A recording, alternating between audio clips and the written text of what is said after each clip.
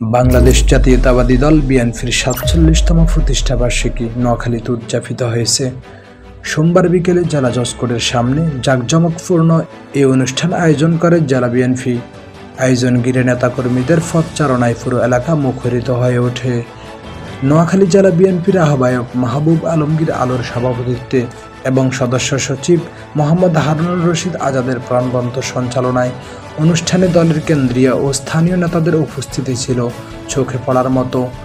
প্রধান অতিথি হিসেবে বক্তব্য রাখেন বিএনপির জাতীয় নির্বাহী কমিটির ভাইস চেয়ারম্যান ও নোয়াখালী ৪ আসনের সাবেক সংসদ আলহাজ মোহাম্মদ শাহজাহান।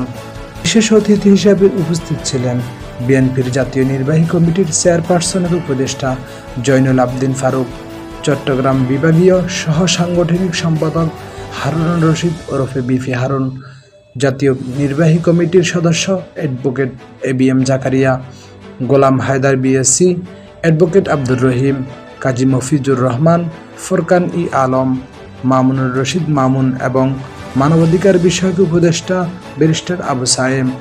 এছাড়াও উপস্থিত ছিলেন নোয়াখালী জেলা বিএনপির সাবেক সাধারণ সম্পাদক অ্যাডভোকেট আব্দুর রহমান সহ জেলা, উপজেলা, ইউনিয়ন ও ওয়ার্ড পর্যায়ের নেতাকর্মীগণ।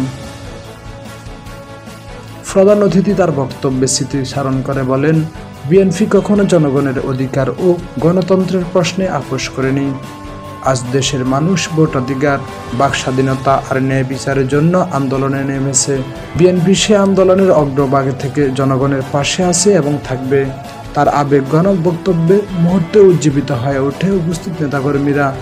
পুরো অনুষ্ঠান জুড়ে দলের ভবিষ্যৎ আন্দোলন সংগ্রামের প্রত্যয়, ঐক্য আর পরিবর্তনের আহ্বান স্পষ্টভাবে প্রতিফলিত হয়।